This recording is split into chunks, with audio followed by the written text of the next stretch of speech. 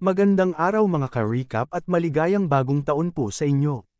Ipagpatuloy naman po natin ang kwento ni Vlad at ang kanyang paglalakbay sa labas ng kinalakihang squatter. Kinaumagan ay nag-training ulit si Vlad. Nagrereklamo na ito at tinatanong kung pwede bang pagbigyan muna siya ni Jaeger at papahingain. Sinabi naman ng boses sa kanya na tiisin niya lang dahil pambihirang pagkakataon nito. Hindi na uubos ang mga taong nakapila at magbayad para makasparring lang si Jaeger. Ganyan kahalaga si Jaeger bilang isang kabalyero. Pero sinabi ni Vlad na parang gusto lang siya talagang galpihin ni Jaeger. Ito daw ang nagpapaganda sa sparring, sagot ng boses. Kailangan ng lahat ang motivation kahit papano. Habang naghihintay kay Jaeger ay may narinig siya na tumatawag sa kanya. Si Goethe pala ang tumatawag sa kanya. Tinanong siya ni Vlad kung kailan siya nakabalik at parang hindi pa naman dapat nakabalik ang squad nito. Binulong ni Goethe sa kay Vlad na tatakas na siya mamayang gabi at aalis na sa kampo. Nalito si Vlad sa pinagsasabi ni Goethe at tinanong ito kung ano ang nangyayari. Sinabi ni Goethe binisita niya lang si Vlad at sinabihan na magkita na lang sila sa susunod dahil di na siya babalik sa kampo. Ano daw ang mga walang kwentang pinagsasabi nito, tanong ni Vlad. Sinabi ni Goethe na hindi ito isang walang kwenta. Nakita mismo ng dalawa niyang mga mata. Ang dahilan ng misyon na iyo ay para hanapin ang mga tumakas na mga kabalyero at sundalo. Malaki ang sahod at maayos ang tulugan nila na tila walang problema. Pero ang hindi alam ng lahat ay hindi tumakas ang mga kabalyero kung hindi ay nawawala ang mga ito. Nakita ito mismo ni Goethe, ang multo na kumukuha sa mga taong nawawala. Hinampas siya ni Vlad sa pag-aakalang kalokohan ang pinagsasabi ni Goethe. Totoo daw ito, sabi ni Goethe, at kahit si Sir Roderick ay nawala rin kagabi at natangay ng multo. At habang papunta daw siya dito sa kampo ay napagtanto niya na lahat na nawawala ay may itim na buhok. Pagkatapos na ma-report ito ni Geodie kay Vlad, pinagsisihan niya ito lahat. Gusto niya lang sana paalahanan si Vlad, pero bakit siya napunta sa ganitong sitwasyon? Naisama pa siya sa rescue operation. Nireport kasi ito agad ni Vlad kina Jaeger at si Goethe ang ginawa nilang guide. Tinanong ni Jaeger si Vlad kung mapagkakatiwalaan ba nila si Goethe. Sinabi ni Vlad na hindi masyado, pero hindi naman daw siya baliw kaya sa ngayon ay paniwalaan muna nila ang sinasabi nito. Sa isip ni Jaeger ay para kay Joseph, ito ay isang oportunidad dahil imbes na sa walang kwentang expedition ay baka makakita pa sila ng mas mahalagang bagay. Pero nababahala si Jaeger dahil sa ang mga nawawala ay itim ang buhok. Kailangan din pumunta ni Jaeger dahil sa pagkawala ni Roderick, kailangan ng mas malakas na kabalyero ang magpakita at pumalit kay Roderick. Dumating na sila sa kampo ng expedition squad. Binati nila si Jaeger. Tinanong sila ni Jaeger kung nalibot na daw ba nila ang buong gubat. Sagot naman ng isa ay nalibot na nga nila ito pero wala silang makita. Kahit mga dating hunter at mersenaryo na ang kasama nila sa paghanap ay wala talaga itong lead na mahanap. Iniutos ni Jared sa mga tao nito na simulan ng paghanap. Nilapitan naman ni Goethe si Vlad at sinumbatan. Bakit naman daw ginawa ito ni Vlad sa kanya? Sana ay umalis na lang siya at di na sinabi kay Vlad. Sinabi ni Vlad kay Goethe na mag-focus na lang ito sa paghahanap at bibigyan niya ito maya-maya ng pabuya. Lumapit si Jaeger sa kanila at tinanong kung may balita na. Sinabing pabiro ni Jaeger na wala silang kwenta. Sinagot siya ni Vlad na galing siya sa squatter at wala masyadong alam sa paghahanap sa gubat. Tinanong ni Jaeger si Vlad kung paano nila hinahanap ang mga nawawalang tao sa squatter.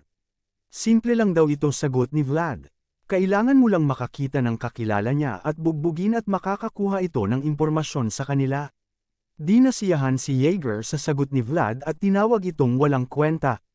Malapit nang dumilim at wala pa rin silang nakikitang lead. Napansin ni Jaeger ang nagyayelong ilog. Tinanong niya kung nasubukan na ba nilang tumawid at amganap sa ilog. Wala daw may nagtangkang tumawid sa yelong ilog dahil hindi naman ito parte ng expedition at malayo na sa route nila. Napagtanto ni Jaeger na nalibot na nila ang buong gubat pero di pa rin nila mahanap sila Roderick. Kaya nagdesisyon ito na tumawid ng ilog. Tinawag niya lahat ng mga tauhan at inutusang maghanda dahil tatawid sila ng ilog. Hahatiin nila sa dalawa ang grupo para hindi mabasag ang yelong ilog lalo na at patapos na ang winter. Pero habang patawid ay nakakaramdam si Goethe ng hindi maganda. Nanginginig ito. Biniro pa siya ni Vlad na baka takot lang ito. Totoo nga at takot ito at sinabing hindi naman siya ganoon galing katulad nila kaya ang mga taong katulad niya ang nabubuhay at nagtitiwala sa kutob nila. Kaya ngayon ay hindi siya maaring magkamali sa kutob niya. May hindi magandang mangyayari at hindi sila dapat tumawid sa ilog. Sinabi ni Vlad na wala itong alam sa mga kutob ni Gerta pero isa lang ang alam niya at ito ay kapag tumakbo si Gerta ay siya ang uunahin niya. Kaya tigilan na niya ang pag-iisip ng walang kwentang bagay at sumunod na. Nanginginig na tinanong ni Gerta si Vlad kung maaaring mababasag ba ang yelo habang tumatawid sila. Sinagot naman ni Vlad na mababasag ito kapag di pa siya tumigil sa kakangawa. Napaluhod si Gerta dahil nanginginig ang tuhod niya sa takot. Pinatayo siya ni Vlad dahil sila na lang ang natitira pero biglang napasigaw si Gerta. Nakita niya ang mga katawan sa ilalim ng yelo. Sinigaw niya ito at narinig ng mga kasamahan niya. Kasabay nito ay unti-unting nabasag ang mga yelo at lumabas ang mga zombie sa ilalim. Hindi nakatakbo ang iba sa kanila at napalibutan ng mga zombies. Napagtanto ni Jaeger na isa itong patibong. Planado ito at parang alam ng kalaban na pupunta sila. Gabi at ang dilim, hindi ito teritoryo ng mga buhay. Habang nasa kampo, sa kapilya ay ang dadasal ang pari at ang apprentice nitong bata. Habang nagdadasal ay napansin ng bata na ang pari ay nanginginig. Nakita pala nito ang kakaibang nangyayari sa banal na tubig sa altar. Malapit na pala sa kampo ang babaeng multo na nakita ni Gerta. Hinahanap nito ang kanyang anak. Sinong anak kaya ang hinahanap nito? Sa gitna ng gubat naman na malapit sa ilog ay patuloy na naglalaban ang mga sundalo at zombies. Si Gerta naman ay takot at Vlad na ang gumagawa ng paraan para malabanan ang mga zombies. Pinagalitan niya Gerta at inutusang kumuha na ng espada at lumaban. Nauubusan na ng pasensya si Vlad pero pinakalma siya ng boses. Kailangan niya lang pumili ng direksyon bago magtangkang tumakas. Hindi din ito makatakbo sa unahan dahil maraming zombies ang nakaabang. Iniisip niya kung ligtas lang ba si Jaeger. Sa kabilang banda ay ligtas nga si Jaeger. Walang magawa ang mga zombies sa kanya pero ang ibang kasamahan nila ay unti-unting nauubos na. Alam ni Jaeger na planado ang patibong na ito at halata na kung sino ang target nila kaya wala nang panahon pa para mag-alinlangan. Ginamit na niya ang kanyang aura. Tumaas ang moral ng mga kasamahan nito. Sumigaw ito at tinawag ang pangalan ni Vlad. Inutusan siya nito na tuparin ang kontrata. Tinanong ni Vlad kung ano ang kailangan niyang gawin. Sinabi ni Jaeger na kailangan ni Vlad bumalik sa kampo at protektahan si Joseph ayon sa kontrata. Hindi na nag-alinlangan si Vlad at tumakbo na agad kasama si Gerta. Habang nakikipaglaban ay nagdasal si Jaeger. Ipinagdasal nito na nawa ay dumating ng ligtas kay Joseph ang sumusunod sa kanya. Nakita ni Jaeger si Sir Roderick at ito ay isang zombie na rin. Humingi ito ng paumanhin dahil nahuli daw siya. Sa kampo naman ay tahimik pang naghihintay ng balita si Joseph. Bigla siyang nakarinig ng commotion sa labas. Biglang pumasok si Vorden at tinawag si Joseph. Tinanong niya si Vorden kung ano nagsitwasyon. Walang masagot si Vorden. Pinagalitan siya ni Joseph dahil pumasok ito agad kahit hindi pa tinitingnan ang sitwasyon. Sinabi ni Vorden na ang kaligtasan umano ni Joseph ang priority pero nagalit ulit si Joseph dahil kung ito daw ang priority niya ay bakit hindi man lang ito nagdala ng espada. Huming ng patawad si Vorden, bigla naman pumasok ang pari at ang bata sa kwarto ni Joseph. Tinanong ni Joseph ang paring si Andreas kung alam ba nito ang nangyayari pero hindi pa ito tapos sa kanyang tanong ay sinagot na siya kaagad ng pari. Ito daw ay evil. Pinakita ni Andreas ang Bible na sinulat gamit ang Holy Ink. Nanginginig ang mga letres sa libro. Hindi ito ordinaryong bagay. Tinanong ni Joseph kung may paraan ba na pigilan ito.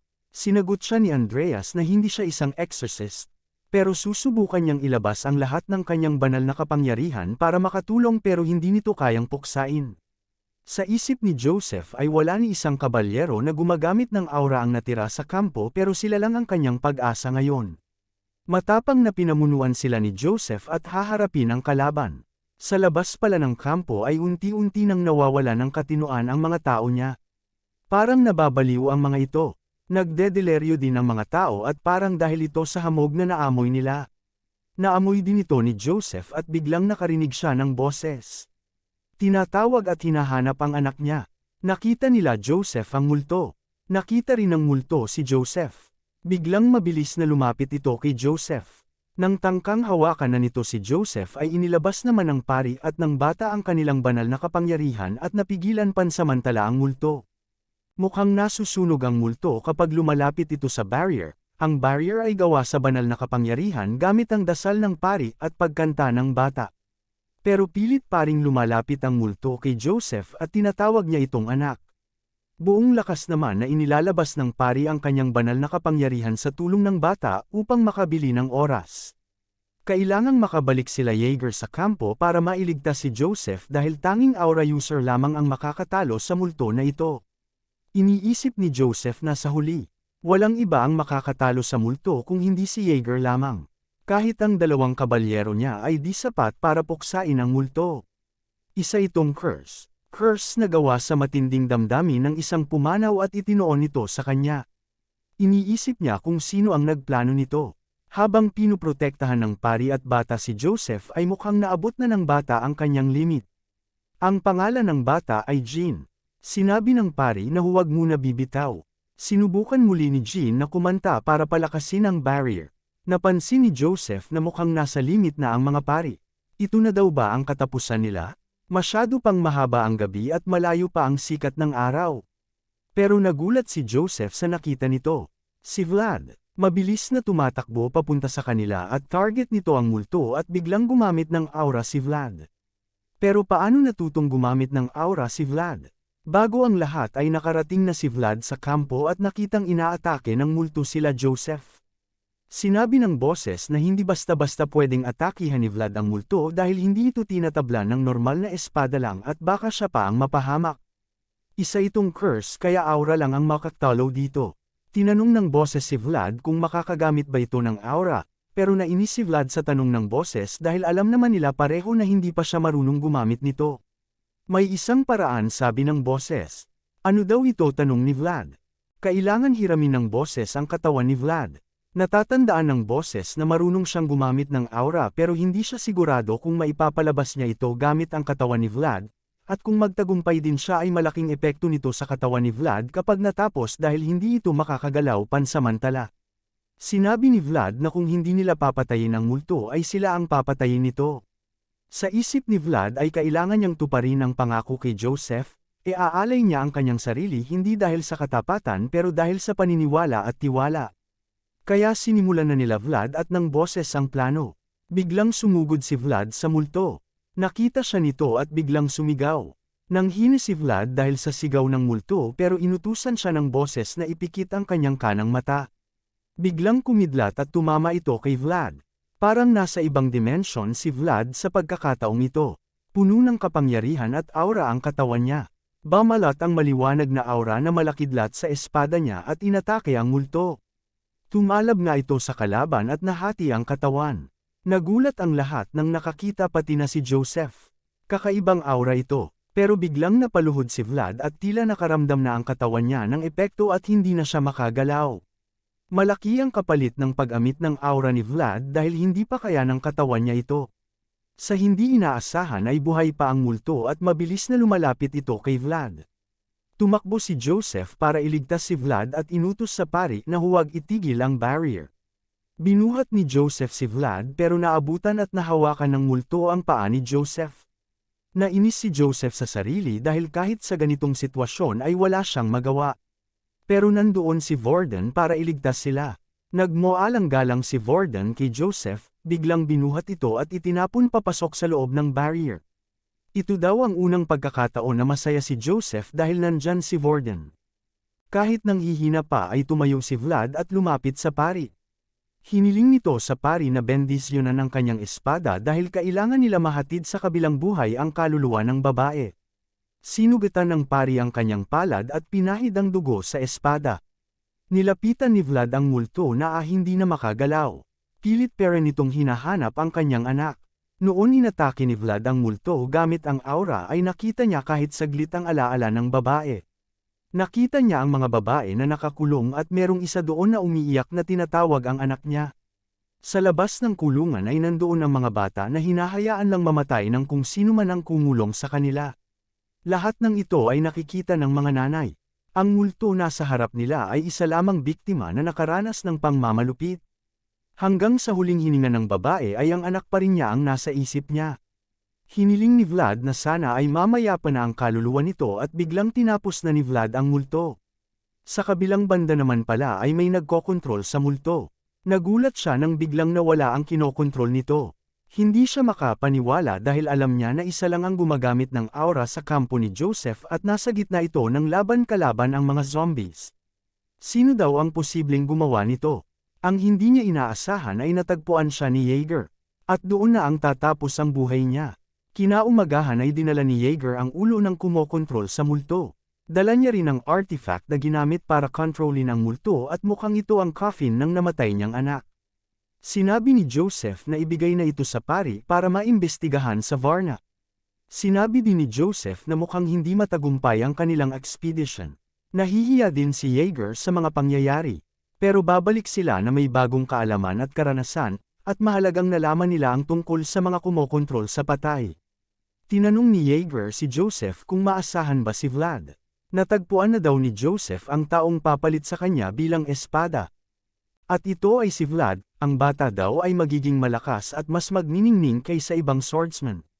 Pagkatapos ng 3 araw ay nagising na si Vlad. Hindi siya makapaniwala na 3 araw siyang walang malay.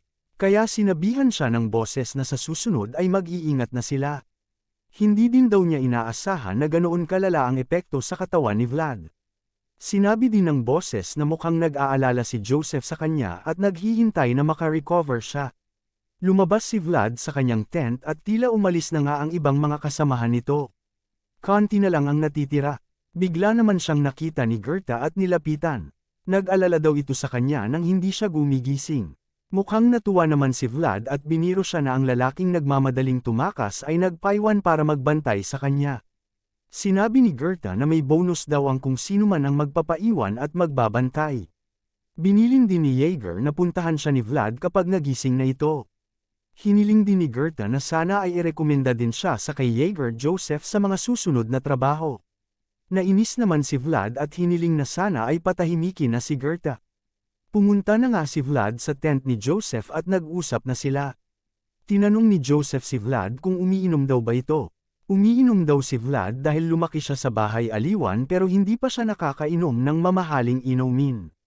Nagpasalamat si Joseph kay Vlad at tinanong kung bakit niligtas niya ito kahit pwede naman siyang tumakbo na lang. Sinabi ni Vlad na may kontrata silang dalawa at nirerespeto niya ito. Sa isip ni Joseph, ang kontrata ay mga salita lamang na pwedeng bitawan pero tinupad pa rin ito ni Vlad nang walang alinlangan. Hindi niya pwede bitawan si Vlad. At dahil nga sa ginawa ni Vlad ay pagkakataon naman di umano ni Joseph para bigyan siya ng pabuya sa ginawa. Ngayon ay formal na siyang iniimbitahan ni Joseph na sumali at maging parte ng House of Bayezid. Tatanggapin kaya ni Vlad ang alok ni Joseph. Abangan po natin ito sa mga susunod na kabanata. Maraming salamat po sa panunood at sana po ay inyong nagustuhan. Please like our videos and subscribe to our channel. See you soon mga ka-recap.